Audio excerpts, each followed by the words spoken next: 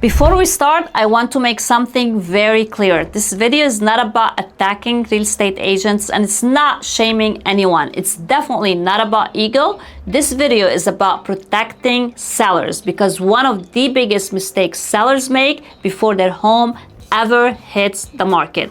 It happens in your living room, at the kitchen table, during the first listing appointment. That mistake is believing promises instead of verifying facts. If you're thinking about selling your home or sold a home before, you probably already experienced this. You've had agents come through your door and every single one of them told you something slightly different. One said your home sell in a weekend, another said buyers would line up, and another gave you a price that felt exciting, and another said commission didn't really matter.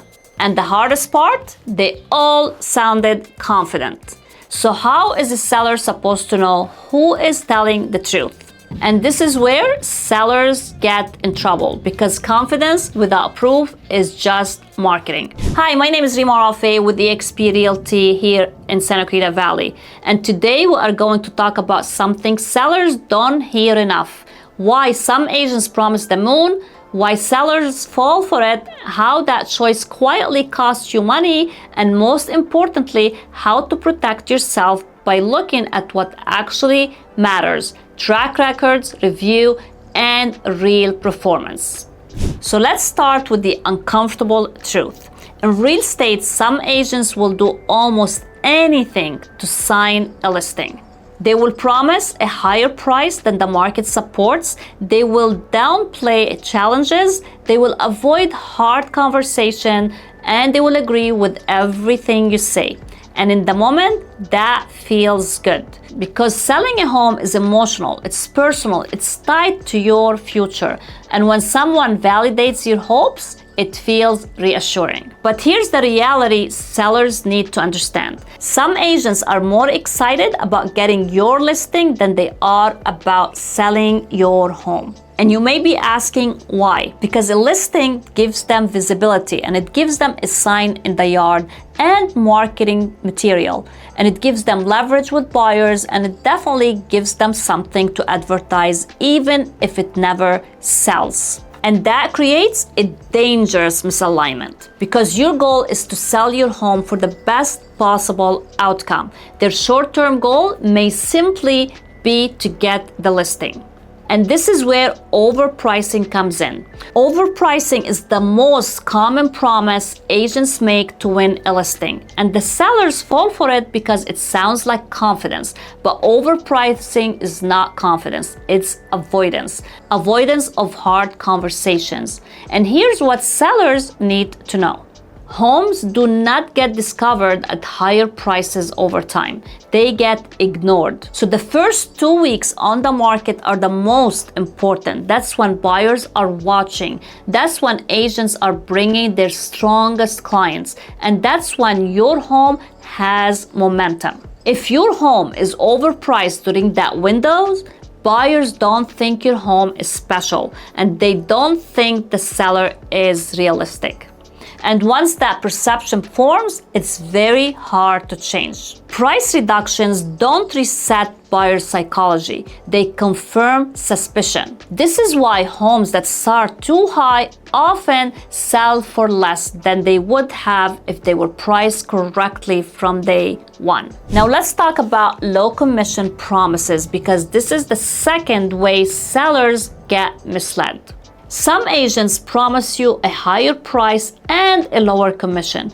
That combination should immediately make you pause because selling a home properly costs money. Professional photography, video, marketing, advertising, time, availability, negotiation, and when commission is cut aggressively, something else is cut too. And it's usually effort, exposure, or follow through. Discounted listings often receive weaker marketing, slower responses, less urgency, and less negotiation power. And buyers notice. Buyers can tell when a listing is weak. They can feel in the photos, they can feel in the response time, they can feel it in the lack of urgency. And when buyers sense weakness, they push harder for lower offers, for more credits, and for more demands. This is why low commission listings don't just sit, they often sell for less. Not because of the fee itself, but because of what the fee represents.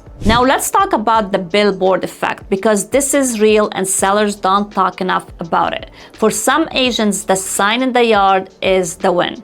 It creates brand exposure and attracts buyers' calls and generates future business.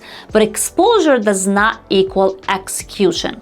A sign does not sell a home. Strategy sells a home. This is why sellers must ask themselves a critical question. Is this agent excited to list my home or excited to sell my home? Those are not the same thing. And now let's talk about how sellers can actually protect themselves, because this is where reviews and track record come in. Promises are easy. Anyone can promise anything. Performance, on the other hand, is harder. Instead of asking an agent what they think your home is worth, ask them what homes like yours have actually sold for and what role they have played in that sale.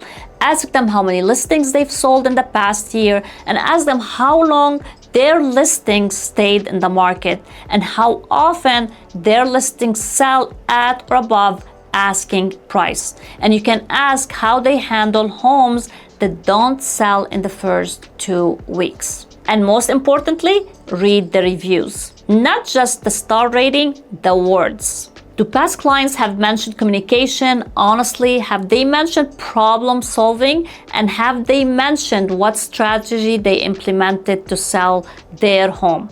Because reviews tells how an agent behaves when things do not go perfectly, and that's when you really need them. A strong track record is not about volume alone, it's about consistency. Agents who sell home regularly know how to price correctly. They know how to generate urgency, and they do know how to negotiate. They know how to pivot when the market shifts. And agents without a track record rely on promises. Now let's talk about the hardest truth for sellers. The best agent for you may not be one who tells you the highest number. In fact, the best agent is often the one who tells you something you do not want to hear, but can back it up with data, experience, and results. They will explain the risks, they will explain the strategy, they'll explain what happens if plan A does not work. That doesn't feel exciting in the moment, but it protects you. Selling a home is one of the largest financial decisions you'll ever make. You do not need hype, you need clarity. So let me leave you with this. Do not hire an agent based on promises. And don't hire an agent based on commission alone. And don't hire an agent just you feel they're confident that they know what they're doing. Hire an agent based on proof. Proof of performance, proof of strategy, proof of communication, and definitely proof of results. Because in real estate, the truth sells homes, not promises. If you're thinking about selling your home and want an honest conversation about pricing, strategy, and how to actually get your home sold, I would love to help. This is Rima Rafeh with the Rafeh Group with eXp Realty, and we'll see you in the next video.